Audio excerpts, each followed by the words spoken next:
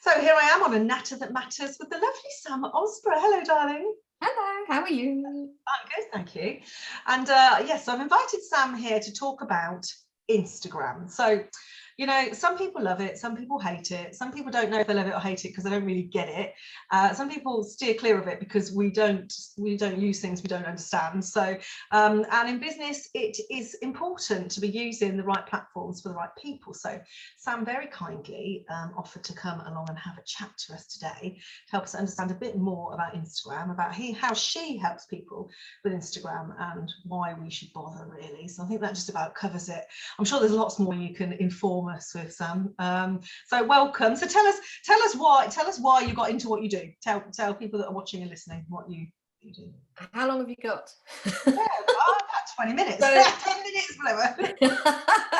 So I've been in business now for 19 years. I started, my first business was a print management company, which I started 19 years ago, which was, I absolutely loved. I came from a printing background, specifically marketing for a printing company. So I knew everything there was to know about print management or printing. I had a pretty bad experience with the MD, who, that's another story.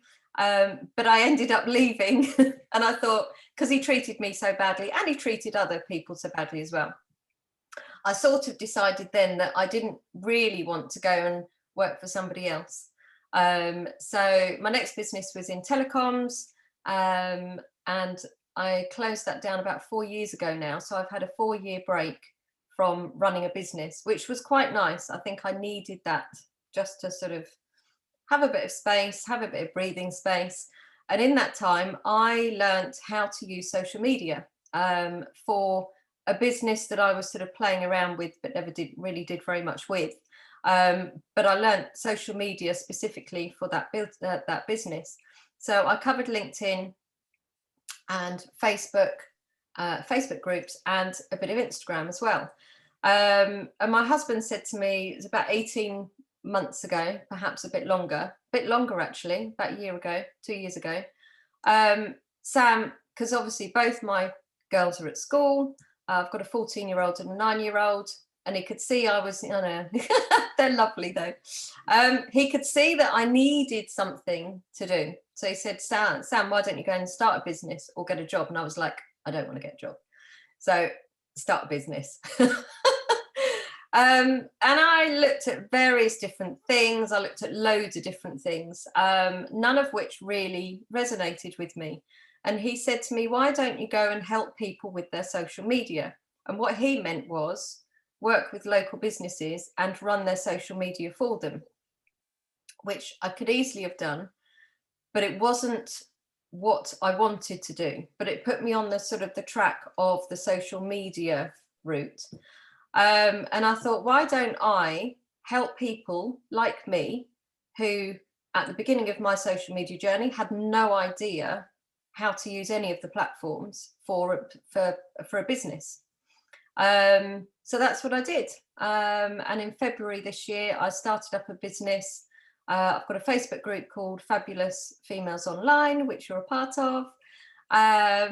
And I'm now focusing on helping female business owners specifically to get started with their social media marketing and progress it through to, getting leads and growing their audience, and how to promote content, how to write content, what sort of content to write, for who and when, ideal client work, mindset, loads of different stuff.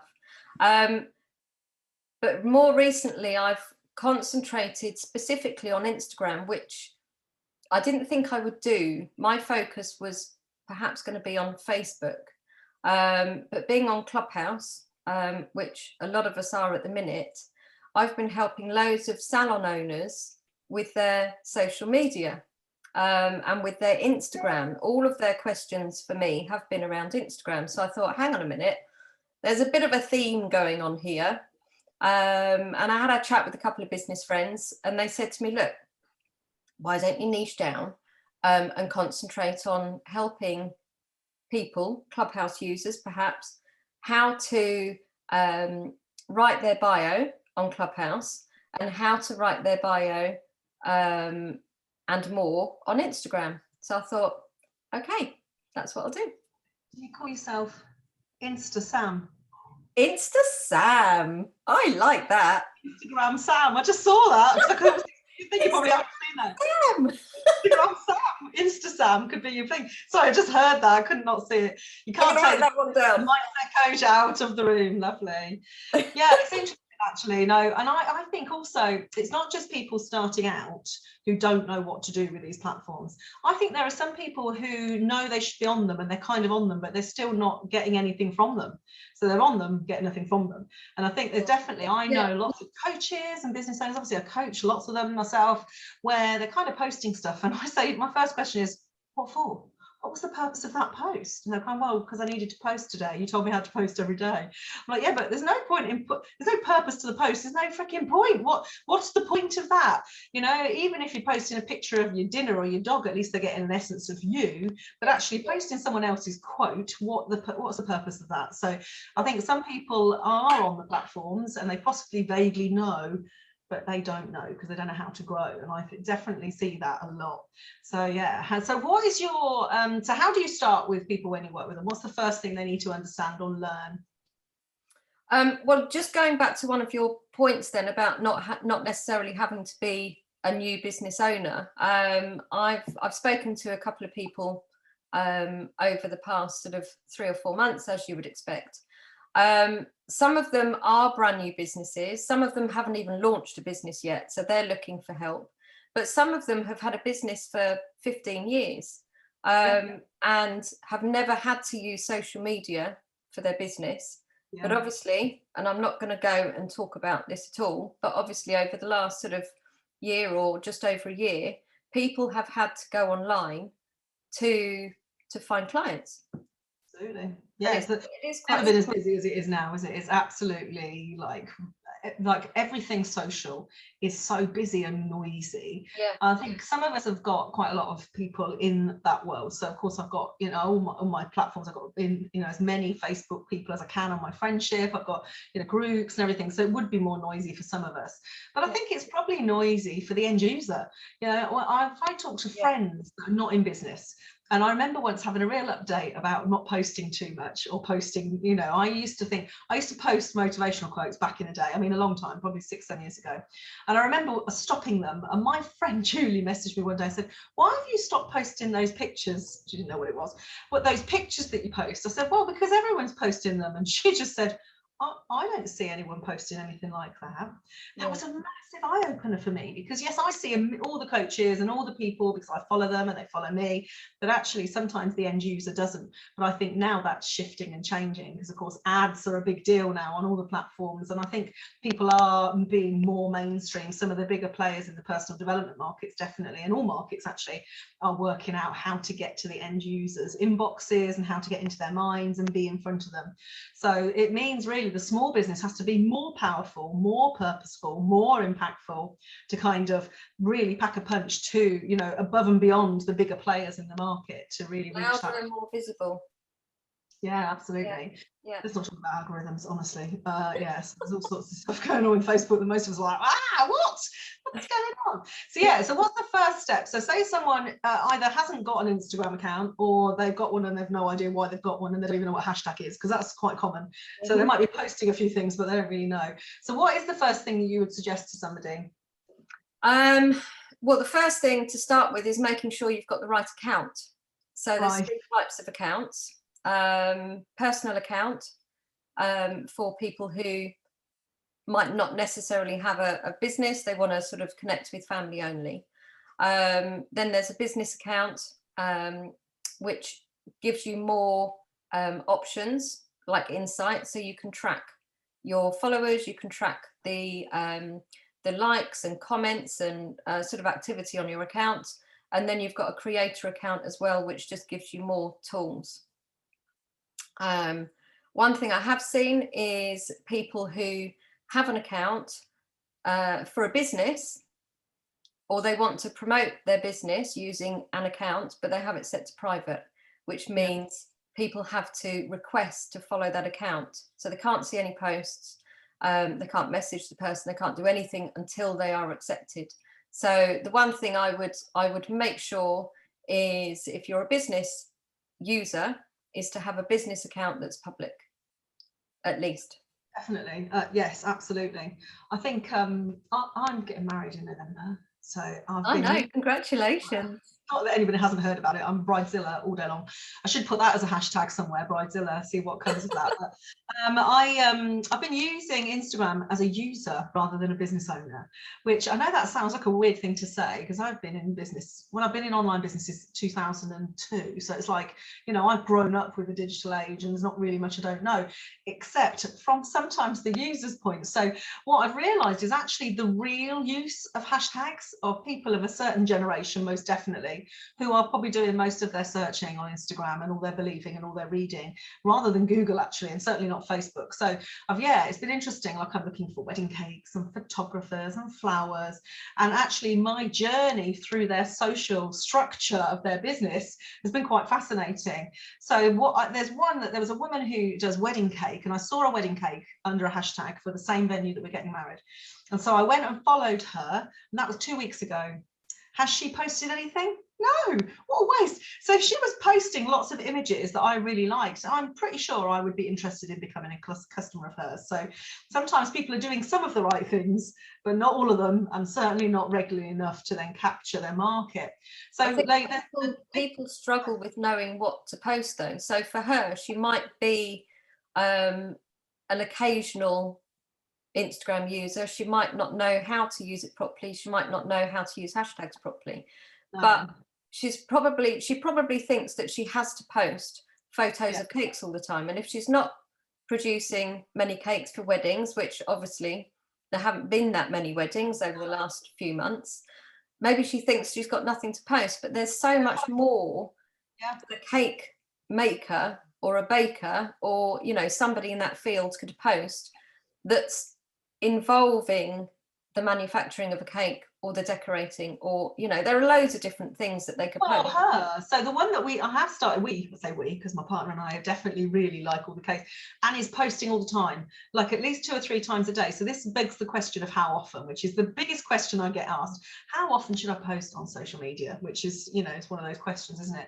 But this woman, everything she posts is quite different. And so we've like the excitement of her delivering a cake, like she was just her going, oh my God, like the cake, we didn't even see the cake. It was just her literally so excited. She's like, I want someone excited to deliver my cake. Like, it's like that really, right, that was the biggest. Emotional. She could have had just average cakes, but the fact she was so passionate and so emotional, and I'm emotional because I'm a bride, like brides are. So, and all other things, like just making one of the leaves on the cake, like it's like you say, all the different things. I just think we wouldn't be so emotionally attached to her already. I'd be amazed if she doesn't make our cake, and she is a lot more expensive than some of the others, and she's definitely not budging on price. So that makes me even more keen to work with her. So some of the things that people do will turn us on or turn us off, and she's definitely doing it right. So it's been quite fascinating from a user to watch what happens when you use hashtags in a different way. It's really made me revisit how I put hashtags on my posts, because I think people are going to put, mindset coach, business coach. No, they're probably not. They're not. That's not what they're following. No, that's not what they're looking for. No, they're not. They're probably looking for stop procrastinating, or I don't know, stop self-sabotaging, or make more money, or they're probably a very different phrase. So it's really making me look at it in a different way. So so how do people know their hashtags? I know you're going to come and do a training in my membership in my academy, so I can't wait for that next Monday. We're going to cover lots more in there, I know, but just a few things for people that are listening that can go, I always want to give them a gift, don't we? So how do people work out the best hashtags to use? What's your hashtag advice? Do the research. You really need to know. So to be able to use the right hashtags, you need to know who your ideal clients are and what they're searching for. So it is a bit of a process, and as I say, you do have to do lots of research to find out what people are looking for and how they search for it. So you've just hit the nail on the head there. They wouldn't search necessarily for a mindset coach, but they might search for other things related to mindset or business or money or something along those lines. So you've got to think outside the box. So you've got to think, okay, so as a business owner, I might use the hashtag mindset coach, but probably hundreds of thousands, perhaps even millions of people are using that hashtag. So you won't come out top of the list. You'd be sort of hidden somewhere down in the search grid.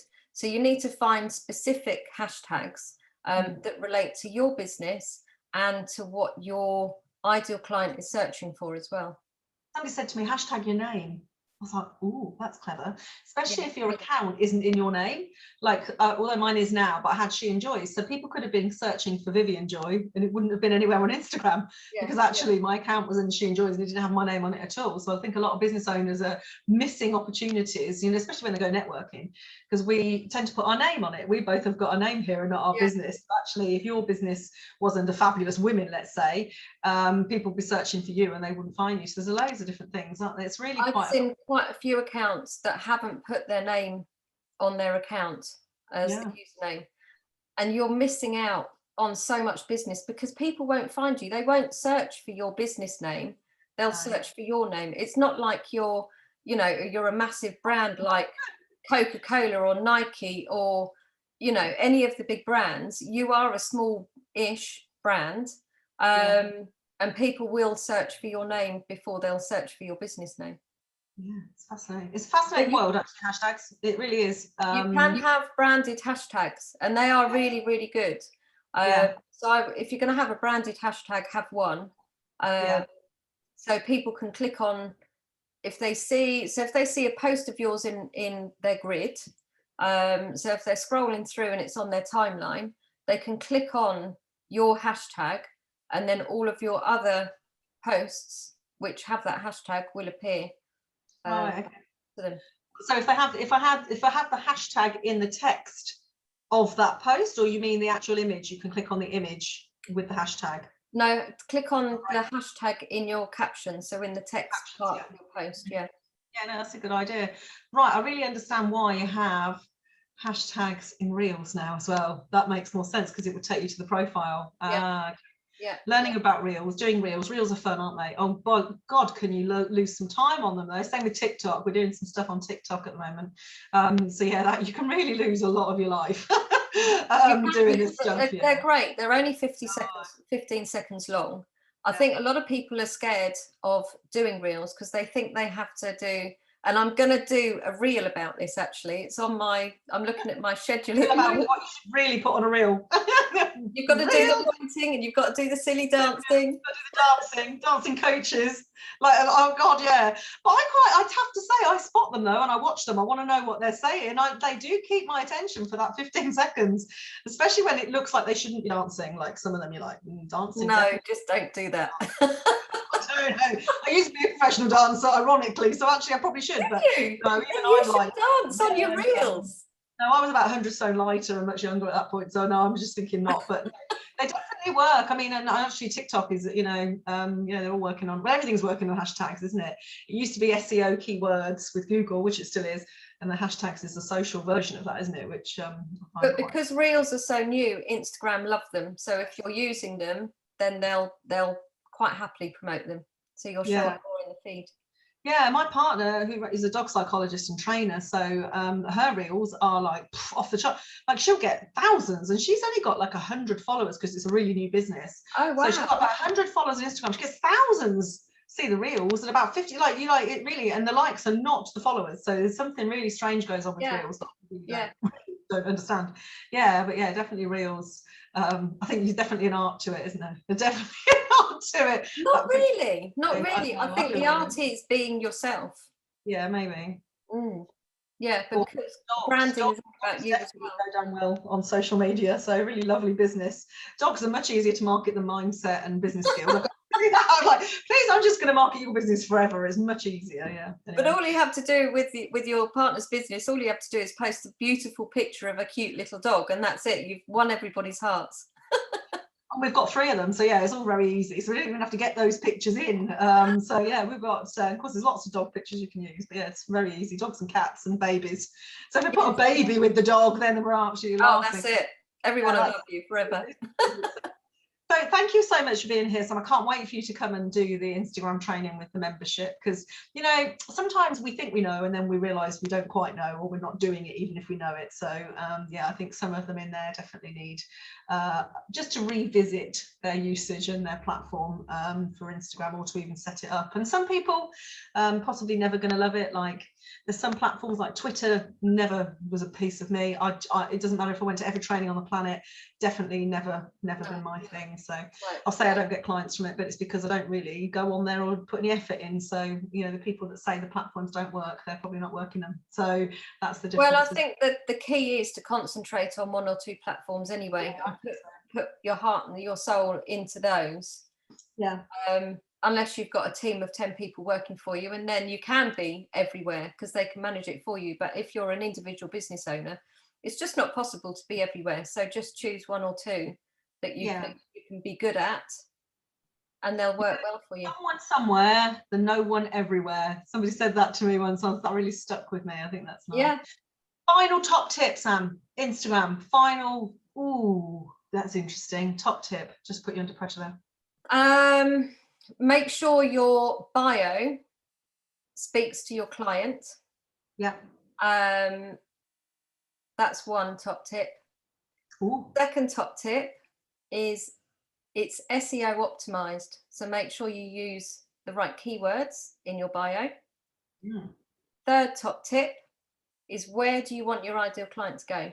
So it has to funnel through to a website or a landing page or a Facebook group, or, you know, wherever you want them to go. Make sure that link is in there so people know what to do next.